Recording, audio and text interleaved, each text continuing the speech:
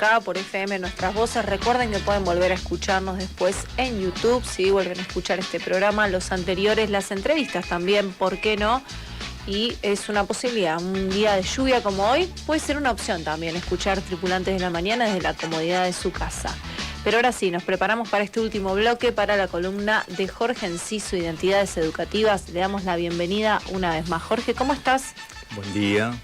Muy bien, Rocío. ¿Cómo te trata este día de lluvia? Creo que mejor que los vientos de ayer. Ay, sí, por supuesto. Preferimos la lluvia y la nieve. Entre algo que me empuje y yo no quiero ser empujado. Pero, viste, acá es simplemente algo que nos hidrata. ¿A dónde vas los días de lluvia, Jorge? ¿O qué haces? ¿A dónde vas o qué haces? ¿A dónde vas? Es la pregunta del día. ¿Fuera del trabajo? Sí. Sí, un día de lluvia. Un día de lluvia, pudiendo no ir a mi trabajo, iría al cine. Ah, mira qué bueno. Bueno, buen plan. Me encanta. Muy buen plan. Me encantaría, digamos, cine y después un almuerzo tranca. Muy bien, excelente.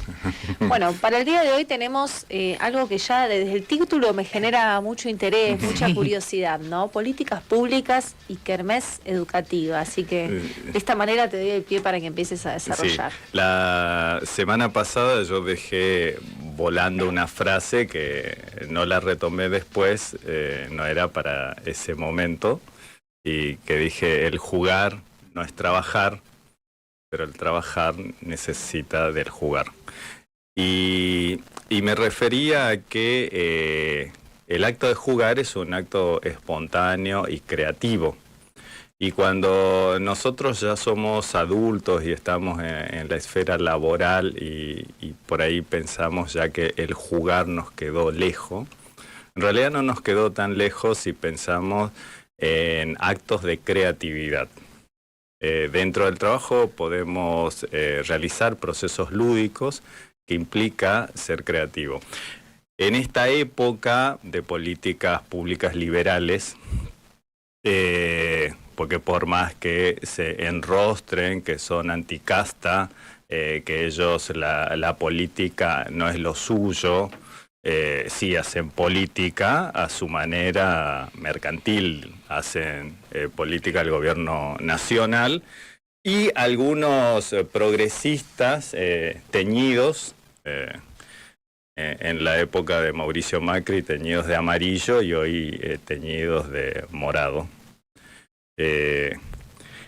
Son políticas públicas liberales y en esto uno tiene que ser creativo en el aspecto de qué pensar para el después de esta devastación. La semana pasada yo hablaba de colapso educativo y traía esto porque también fue, si uno tiene que asumir determinados errores, y los errores no son actos de culpabilidad, sino los errores son actos para seguir construyendo y para pensar en los mismos. Entonces, un gobierno del campo popular que estuvo entre el 2020 y 2019 y 2023, me parece que no provocó actos de sinceridad sobre esa herencia pesada que dejó el gobierno anterior, muy pesada, y que, como he dicho en columnas anteriores, no tiene su origen en el 2015. Sus orígenes vienen de la época se instauró el terrorismo de Estado con el gobierno militar de 1976. Y con sucedáneos, bueno, también grupos anteriores de gobierno, pero donde ahí se marcó fuertemente una tendencia de reestructuración de todo el sistema social, ¿sí? Y lo que convoca en la columna, educativa. Digamos, comenzaron las reformas educativas, la reestructuración, y la venimos viviendo en distintos momentos, con Menem, después con Macri y ahora con Milei. Y estos aconteceres, digamos que uno pone en la escena para hacer un diagnóstico y después hacer una proyección, y ahí estaría como este acto creativo, que es el acto de jugar, pero no como acto de entretenimiento, sino para pensar qué hacemos después. Supongamos que tenemos la ley de financiamiento educativo en la provincia, con todos los consensos necesarios. Entonces uno ahí tiene que decir, bueno, ¿qué hago con esta inversión? Y para eso, sobre la mesa, tenemos que poner ideas, ¿sí? ¿Cuál es la proyección? Pero antes de poner ideas, tenemos que hacer un análisis y un diagnóstico de la situación, porque yo necesito dos aspectos en la política educativa. Uno, un análisis situacional, que son políticas de base pública, y después hacer una proyección. Y la proyección es mirar en el futuro, y para eso ahí tienen que aparecer determinadas ideas o trazos para todo el sistema educativo. En primera mano, ¿sí?, para mirar el análisis, ¿cuál es el problema fundamental de las políticas públicas liberales actuales? Que confunden síntoma con problema. Entonces, cuando hay determinados funcionarios, ¿sí?, o legisladores, o actores sociales de radio, televisión, que hablan sin mirar con mayor profundidad lo que acontece en el ámbito educativo, en el sistema, y comienza a decir, el problema es el paro docente, el problema son las medidas. En realidad eso no es un problema. Que la gente salga a la calle no es un problema. Las políticas públicas liberales dicen que eso es un problema, porque es un problema para ellos. En realidad es un síntoma. Es el síntoma social que se hace ver. Es como la fiebre, ¿sí?, que lo que hace ver el síntoma es que uno transita una enfermedad. Entonces, el colapso educativo, el quiebre del sistema educativo y las medidas de fuerza que se hacen son síntomas de ese quiebre, síntoma de la desfinanciación. Entonces, hay que separar, ¿sí?, en el análisis qué es un síntoma. Un paro no es un un paro es un síntoma, no es un problema. El problema está en otro lugar. Repaso, ¿sí? Por ejemplo, en la dimensión laboral y social hay una marcada ausencia de políticas salariales, ¿sí?, y de seguridad social. Y cuando me refiero a políticas salariales, no es solamente cuánto pago a un docente, sino de dónde van a venir los recursos. Por algo, la ley de financiamiento nos dice, queremos esta X cantidad de inversión. Lo que también se plantea es de dónde se podrían obtener ese financiamiento o esa inversión. Entonces, cuando hablamos de políticas salariales, no estamos hablando solamente qué es lo que se le paga, sino de dónde se obtienen los recursos. Eso, miramos los distintos gobiernos, nunca hubo, desde que se creó Tierra del Fuego como provincia, no ha habido, en todos los colores políticos, pensar en políticas salariales. Simplemente se manotea de la caja y continuamos, de la forma que sea. Yo no he escuchado a un gobierno, y desde que he estado en esta provincia trabajando, hablar de políticas salariales. Es decir, de dónde sale el dinero y en dónde se invierte. Ahora sí, en el 2016 se han aprobado determinadas leyes, algunas que siguen en vigencia, y que jamás se ha dicho qué se ha hecho con esas determinadas recaudaciones y dónde han ido a parar. Porque eso sería una política salarial. Tanto distintos gobiernos no hablan de transparencia, y la transparencia es decir, a ver, qué es lo común, qué es lo que entra y qué es lo que sale. Siempre se habla de lo que sale. Lo que le cuesta al Estado pagarle a un docente. Pareciera que la política salarial es solamente lo que sale, lo que me cuesta, el costo. Y nadie habla de los ingresos. ¿Y qué sucede con los ingresos? Entonces, política salarial es ingresos y egresos, las dos cosas. Y por consiguiente, también hablar de la seguridad social. Porque el no funcionamiento de la obra social actualmente disminuye nuestra carga salarial. Porque vamos y nos cobran sobre aranceles. Entonces, eso también es parte de la política salarial. Infraestructura escolar. Carencia en la inversión de obra pública. Y estamos hablando de construcción, refacción. En los últimos tiempos, y que hablamos de los procesos de digitalización en toda la administración pública y también en el ámbito educativo, que en el ámbito educativo no es solo la cuestión administrativa, sino entra también en el aspecto pedagógico curricular. O sea, las escuelas necesitan dotaciones de tener proyectores, televisores, ¿sí? Computadoras. Entonces, en los últimos años, cuando hablamos de infraestructura, no nos referimos solamente al edificio, sino también la provisión de recursos de informática y audiovisuales, ¿sí? Instalación de internet, conexiones. Entonces, cuando se hace una proyección de infraestructura, tengo que también poner en mi lista estos aspectos. La gestión pedagógica. Las políticas curriculares sólidas que piensen en la formación permanente. Entonces, los distintos gobiernos lo que piensan es cambiamos el diseño. Hoy, ¿de qué nos gustaría hablar? ¿Sí? Entonces pareciera que ese es un menú, me hace acordar a Capusotto, de escucho a los distintos funcionarios en los distintos gobiernos, parece licenciado en todos, y hablemos sin saber. ¿Sí? Está bueno cambiar los diseños curriculares, porque hoy pareciera que tuviéramos que hablar de robótica en educación técnica.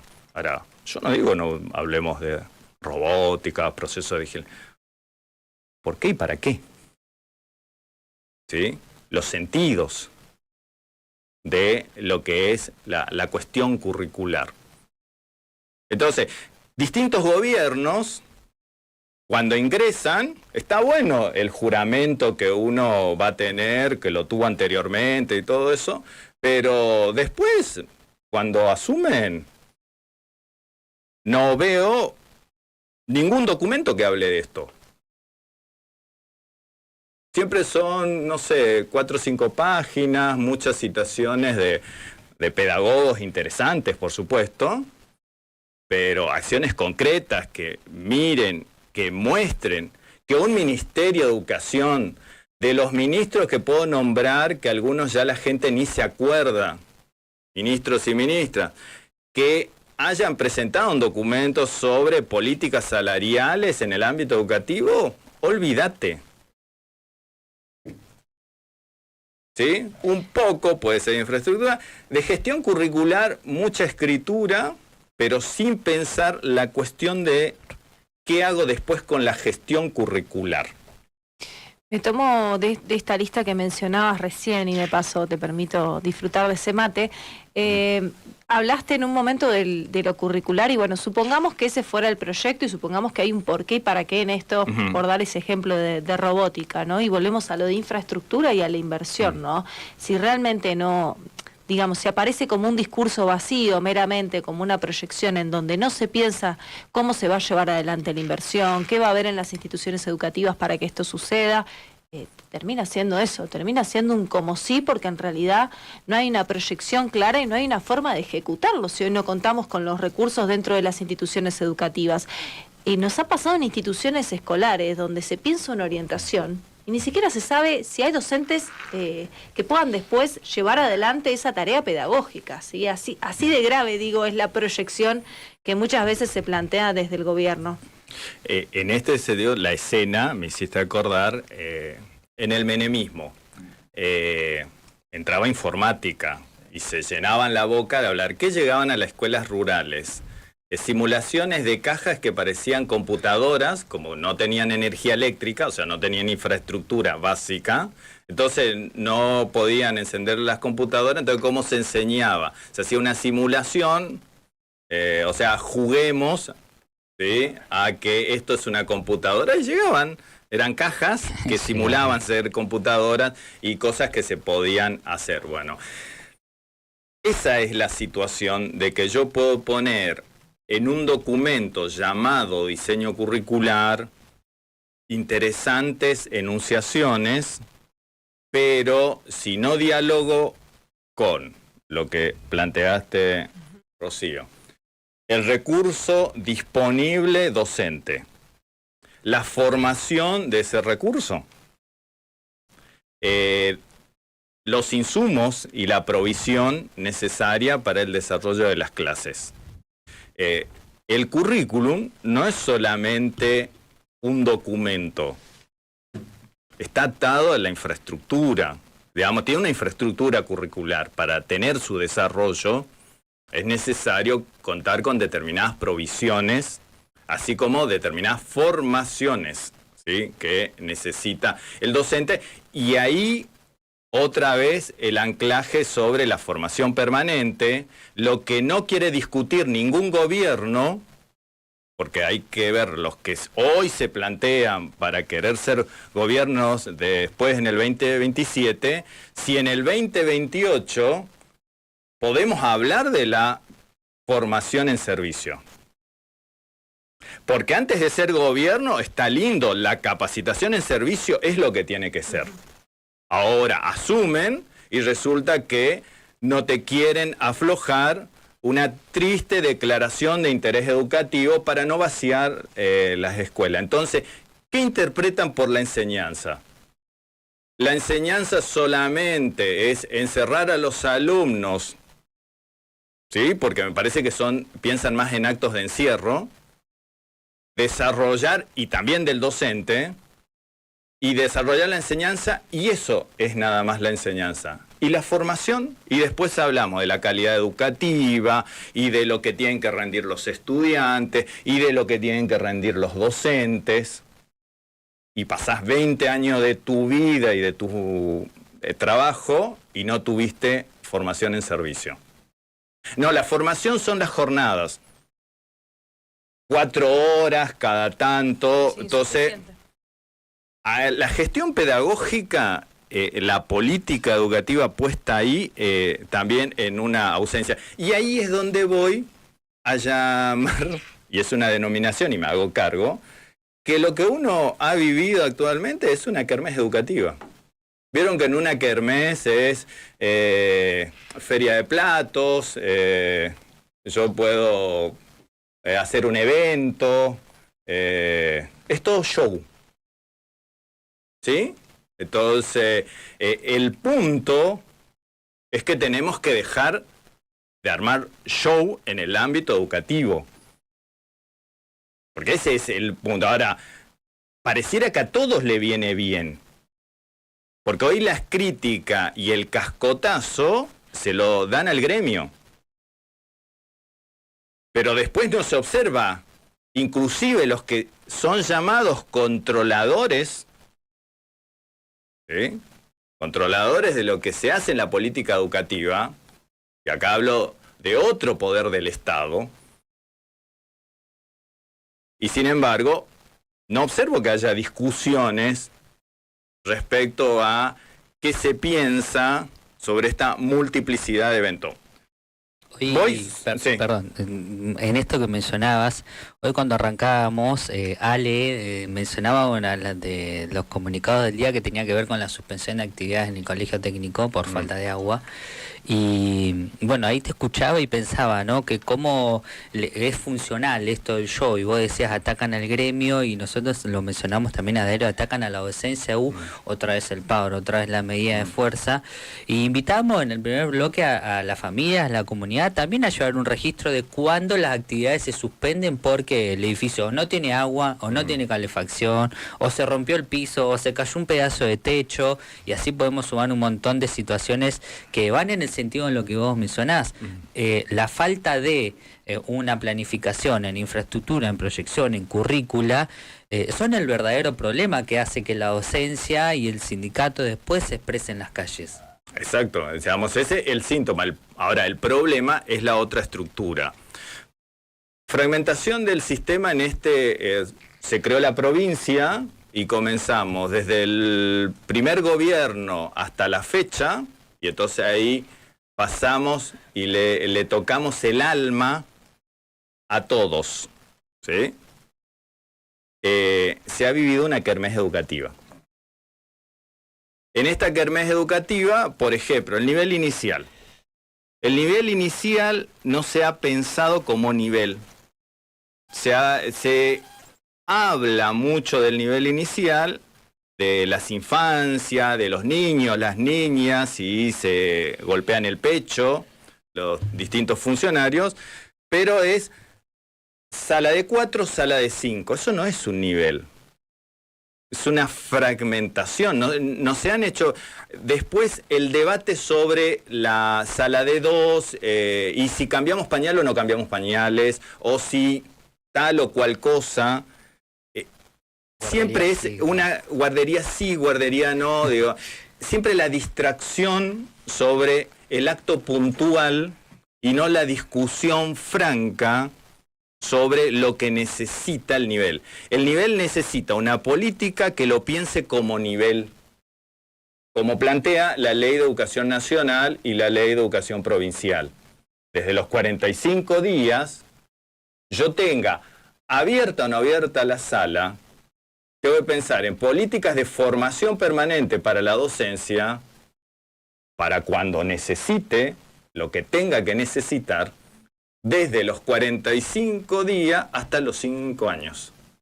Hay que pensar el nivel, hay que dejar de pensar por sala, ¿sí? Las formaciones y también todo lo que implica de lo que hoy hablaba, provisión, recursos, infraestructura. Que la lógica vaya a mirar ese nivel. Repaso. Nivel primario. Por años, desde el menemismo, el ciclo. Lo que hizo la ley federal es rompió la identidad del nivel primario. Lo cicló. Y no estoy diciendo que es incorrecto pensar en una organización didáctica por ciclo. Pero el nivel es de primero a sexto. Y la proyección es que yo tengo que vivir y pensar las políticas públicas en términos de niveles. Dejar de pensar en términos fragmentados. Nivel inicial en su totalidad, nivel primario en su totalidad y nivel secundario que sigue viviendo, ¿sí?, el viejo polimodal, sigue estando en sus formas organizativas, en el cual ahí había 2 niveles. EGB3 y polimodal era otro nivel. Entonces, esa idea de especialización, tenemos que pensar qué queremos en la educación secundaria, y en esto, simplemente lo pongo como tema y después para poder desarrollar. El sindicato desde el 2020 viene pensando formas de transformación de los cargos. Hablo del 2020 porque es la invitación puntual de Jorge Enciso en el 2020, pero si uno pega el rastreo hay anteriores respecto a esto. No es lo que digo es lo que yo puedo dar cuenta del trabajo con las compañeras y los compañeros en este aspecto. Lo que uno ha presentado es una lógica de transformación de la faz laboral, que es una transformación profunda. Y se dio en el nivel superior. Y se dio justamente en un nivel obligatorio, donde en su momento decían, ahí no se puede armar cargos. Y sin embargo, se aprobó por homologación, trabajo de convenio colectivo de varios años, y el cargo docente en el nivel superior en el Instituto de Formación Docente hoy existe. Ahora, también se pensó en una proyección en distintos foros para el cargo en la educación secundaria. También se pensó para que la concentración horaria y los cargos para las áreas especiales. También se piensa y se busca la jornada completa en el nivel inicial. Después pasaré en otra columna a desarrollar estos aspectos, pero este cambio en la matriz de las formas de organizaciones laborales en el ámbito educativo son maneras de transformación para pensar de manera distinta la gestión pedagógica, su organización en la escuela, cómo va a estar las políticas de infraestructura y, por supuesto, las políticas salariales que van a ser presentes en la discusión. Excelente.